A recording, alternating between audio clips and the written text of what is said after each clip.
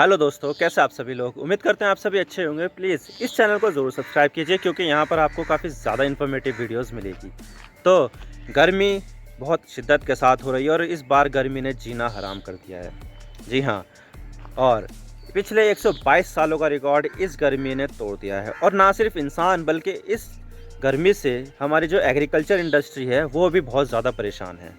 और इस heat wave यानी गर्मी की वजह से जो हमारा जो वीट प्रोडक्शन है, गेहूं का प्रोडक्शन है, वो जितना होना चाहिए था वो उतना नहीं हो पा रहा है। यानी कि आउटपुट उस हिसाब से नहीं मिल रहा है जिस हिसाब से हमने एक्सपेक्टेशन की थी। और इसका डायरेक्ट इफेक्ट जो महंगाई है उस पर बहुत ज़्यादा पड़ेगा। तो किस तरह से हीट वेव गेहूं की फसल को ख़राब कर रही है और किस तरह से गेहूं की फसल ख़राब होने से इसका डायरेक्ट इफेक्ट दुनिया और भारत की महंगाई पर ज़रूर पड़ेगा।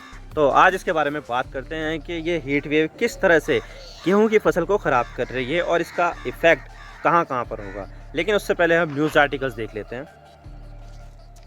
CNBC Heat wave in India threatens resident and crucial wheat harvest. The Federal explained how heat waves are affecting India's wheat crop. Financial Express Heat wave crop loses to be large. Wheat and vegetables hit the most. यानी कि गेहूं और सब्जियां यहाँ पे सबसे ज़्यादा affected होगी। तो सबसे पहले मैं आपको बता दूं कि दुनिया में सबसे बड़े गेहूं के उत्पादक कौन कौन है। तो 2020 के डेटा के अनुसार चाइना और भारत टॉप 2 गेहूं के प्रोड्यूसर है, लेकिन इन देशों की इतनी ज़्यादा जनसंख्या है कि ये दोनों देश ज़्यादा गेहूं एक्सपोर्ट ही नहीं कर पाते हैं। इनफैक्ट चाइना तो कुछ गेहूं इंपोर्ट भी करता है और बाकी के देशों का भी यही हाल है, लेकिन यहाँ पर तीसरे स्थान पर है रूस और 8वें नंबर पर है यूक्रेन। इनमें इतनी पॉपुलेशन तो नहीं है, लेकिन ये देश गेहूं को एक्सपोर्ट बहुत करते हैं और इतना ही नहीं, रूस दुनिया का सबसे बड़ा गेहूं का एक्सपोर्टर भी है। लेकिन जैसे ही रूस ने यूक्रेन पर अटैक किया तो दुनिया भर ने रूस पर सैंक्शंस लगा दिए, जिससे रूस अपने प्रोडक्ट को ग्लोबल मार्केट में नहीं बेच सकता। और दूसरी तरफ यूक्रेन भी गेहूं का एक बड़ा एक्सपोर्टर है, लेकिन रूस ने जैसे यूक्रेन पर अटैक किया तो यूक्रेन ने सभी एक्सपोर्ट बैन कर दिया और उसकी इस अटैक से एग्रीकल्चर इंडस्ट्री ये तबाह हो गई।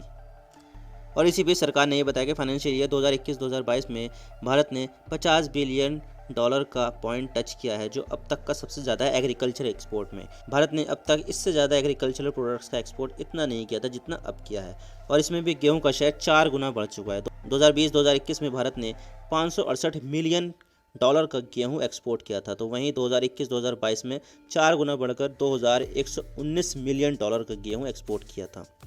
और सबसे ज़्यादा गेहूँ हरियाणा, पंजाब, MP, यूपी और राजस्थान में हुआ है। और रूस और यूक्रेन की वॉर की वजह से पूरी दुनिया भारत की तरफ देख रही है कि गेहूं को ख़रीदने के लिए, लेकिन अब भारत पूरी दुनिया का पेट नहीं भर सकता है और अब भारत में गेहूं के प्रोडक्शन में समस्या आ गई है। और फरवरी में ही भारत ने पिछले साल का डेटा इशू किया था और इसमें बताया गया है कि भारत ने 2021-22 में 111.32 मिलियन टन गेहूं का प्रोडक्शन किया था, जो एवरेज प्रोडक्शन से 7.44 मिलियन टन ज़्यादा है। जहां नॉर्मली 103.88 मिलियन टन ही नॉर्मली होता था, तो 2021-22 में भारत ने 111.32 मिलियन टन गेहूं को प्रोड्यूस करके एक रिकॉर्ड बना लिया है। और इसी चीज़ को देखकर सरकार ने पहले 2022-2023 में 122 मिलियन टन का टारगेट रखा था, जो अब सरकार ने सोचा कि जब 111 मिलियन टन का प्रोडक्शन हो ही रहा है तो 122 भी हो सकता है, तो सरकार भी गेहूं के ज़्यादा प्रोडक्शन में एक्साइटेड हो गई थी और जल्दबाजी में सरकार ने 122 मिलियन का टारगेट ही रख दिया। मतलब प्रेडिक्टेड किया था, एस्टिमेट किया था ये, लेकिन शायद मौसम को ये मंजूर ना था, क्योंकि देखा जाए तो इस साल गर्मी ने पिछले 122 सालों का रिकॉर्ड तोड़ दिया है, जिससे हमारा जो गेहूं का प्रोडक्शन आउटपुट है वो 2022 क्या जो हमारा करंट आउटपुट है उससे भी नीचे चला जाएगा। और अभी हमारा जो आउटपुट है 111 मिलियन टन का, वो 6% घटकर 105 मिलियन टन ही रह जाएगा, क्योंकि देखा जाए तो गेहूं की फसल नवंबर महीने के आसपास बोई जाती है, तब गर्मी नहीं होती है, लेकिन अप्रैल के महीने में फसल काट ली जाती है क्योंकि तब गर्मी पड़ती है और गेहूं को काटते समय गर्मी की ज़रूरत होती है। लेकिन इस बार तो गर्मी मार्च में ही आ गई है, जिससे गेहूं का जो दाना था वो पूरी तरह से डेवलप नहीं हो पाया है और तेज़ गर्मी की वजह से गेहूं का दाना सिकुड़ गया, यानी छोटा हो गया, जिससे जाहिर सी बात है प्रोडक्शन कम होगा। और इस बात को खुद सरकार ने कहा है कि इस साल गेहूं का प्रोडक्शन 111 मिलियन टन से घटकर 105 मिलियन टन रह सकता है। और इसका सबसे बड़ा कारण है हीट वेव, जो अभी भी चल रही है, और ये कब तक चलेगी ये किसी को पता नहीं है। और इसी चीज़ को देखते हुए इन्फ्लेशन बहुत बढ़ गई है। आप देख सकते हैं retail inflation near 7% as food prices pinch. Food prices में सबसे ज़्यादा गेहूं की मार पड़ रही है, क्योंकि गेहूं बहुत ज़्यादा महंगा है। और पिछले 122 सालों में इस साल का जो अप्रैल है वो सबसे ज़्यादा गर्म रहा है। आप देख सकते हैं कि यहाँ पर 40 से कम हुआ ही नहीं है तापमान। तो जो नॉर्मली 35.9 रहता था मिनिमम और मैक्सिमम 37.78 डिग्री सेल्सियस रहता था, वो 40 से नीचे आ ही नहीं रहा है। तो इस साल की जो अप्रैल है वो सबसे ज़्यादा गर्म रही है पिछले 122 साल में। और ये किसने कहा है? इंडियन मेटलर्जिकल डिपार्टमेंट के डायरेक्टर जनरल मृत्युंजय मोहपात्रा ने। लेकिन हम इतनी देर से हीट वेव कर रहे हैं, लेकिन ये हीट वेव क्या होती है वो मैं आपको बता देता हूँ। तो देखिए, हीट वेव जब कंसीडर की जाती है IMD के अनुसार, यानी कि इंडियन मेटलर्जिकल डिपार्टमेंट के अनुसार, अगर 40 डिग्री सेल्सियस से ज़्यादा है प्लेन में टेम्परेचर, यानी कि मैदानी क्षेत्रों में अगर 40 डिग्री सेल्सियस तापमान है तो वहाँ पर हीट वेव मानी जाएगी। और यही अगर हिली रीजन है यहाँ पर और वहाँ पर 30 डिग्री सेल्सियस तापमान हो, यानी 30 डिग्री सेल्सियस, तो उसमें हीट वेव मानी जाएगी।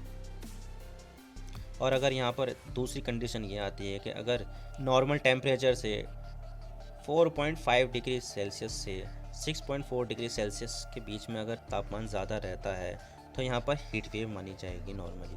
लेकिन अगर 6.4 डिग्री सेल्सियस से ज़्यादा होता है, नॉर्मल से ज़्यादा इतना, तो ये सिवियर हीट वेव मानी जाएगी, तो यानी कि ज़्यादा खतरनाक वाली। और अगर किसी एक पर्टिकुलर दिन में 45 डिग्री सेल्सियस से ज़्यादा टेम्परेचर हो जाए तो वो तब हीट वेव मानी जाएगी।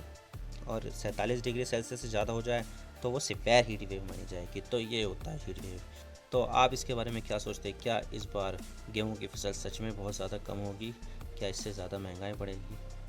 आप मेरे इंस्टाग्राम पर भी जुड़ सकते हो। आप सिंपली जाइए इंस्टाग्राम में और सर्च कीजिए I_Imran Siddiqui और आप मुझे फॉलो कर सकते हैं। इसके अलावा आप मुझे ट्विटर पर भी फॉलो कर सकते हैं, यहाँ पर भी सेम ही यूज़र नेम है I_Imran Siddiqui। तो दीजिए मुझे इजाज़त, मैं मिलता हूँ आपसे नेक्स्ट वीडियो में। अगर आपको वीडियो थोड़ी सी भी पसंद आए तो चैनल को ज़रूर सब्सक्राइब कीजिए। Thank you for watching. I really appreciate your precious time. God bless you all. Now signing off.